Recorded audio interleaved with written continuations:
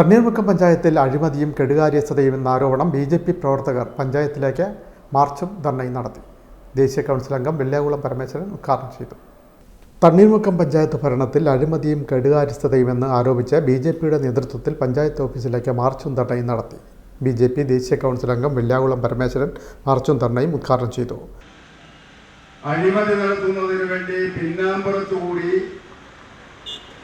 പദ്ധതികളെ ചില തൽപര കക്ഷികൾക്ക് എഴുതി കൊടുക്കുന്നതിന് വേണ്ടിയിട്ടുള്ള പഞ്ചായത്ത് പ്രസിഡന്റിന്റെയും പഞ്ചായത്ത് സെക്രട്ടറിയുടെയും ചില നടപടികൾ പഞ്ചായത്തിന്റെ കമ്മിറ്റിയിൽ അജണ്ടയില്ലാതെ പഞ്ചായത്ത് കമ്മിറ്റി കൂടി ചർച്ച ചെയ്ത് പിരിഞ്ഞതിന് ശേഷം ഒരു 30 ലക്ഷത്തോളം രൂപ വന്നത് ആരും അറിയാതെ ചില ആളുകളുടെ ചില വാർഡുകളിലേക്ക് വീതിച്ചു കൊടുത്തുകൊണ്ട് അത് പഞ്ചായത്ത് കമ്മിറ്റിയുടെ മിനിറ്റ്സിൽ എഴുതി ചേർത്ത് അടുത്ത കമ്മിറ്റിയിൽ അവതരിപ്പിക്കുകയാണ്. അടുത്ത കമ്മിറ്റിയിൽ മിനിറ്റ്സ് വായിക്കുമ്പോൾ അവിടുത്തെ പഞ്ചായത്ത് മെമ്പർമാര് കെട്ടിപ്പോയി അവരറിയാത്ത കാര്യങ്ങൾ എഴുതി ചേർക്കും.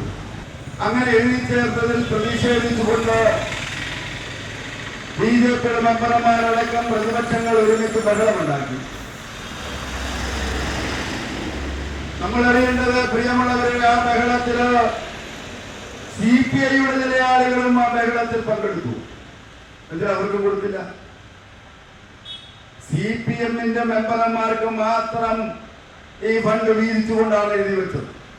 ആലപ്പുഴ ജില്ലാ ഉപാധ്യക്ഷൻ സജീവ് ലാൽ മുഖ്യപ്രഭാഷണം നടത്തി. മേഖലാ പ്രസിഡന്റ് അനിൽ അറക്കൽ അധ്യക്ഷത വഹിച്ചു. കഴിഞ്ഞ 4 വർഷക്കാലമായി പഞ്ചായത്തിൻ്റെ 23 വാർഡുകളിലും വികസന മുരടിപ്പാണെന്ന് ബി.ജെ.പി. ആരോപിക്കുന്നു. ഈ പശ്ചാത്തലത്തിലാണ് ഭരണസമിതിയുടെ രാജി ആവശ്യപ്പെട്ട മാർച്ചും ധർണയും സംഘടിപ്പിച്ചത്. വിൻമീഡിയ ചേർത്തല.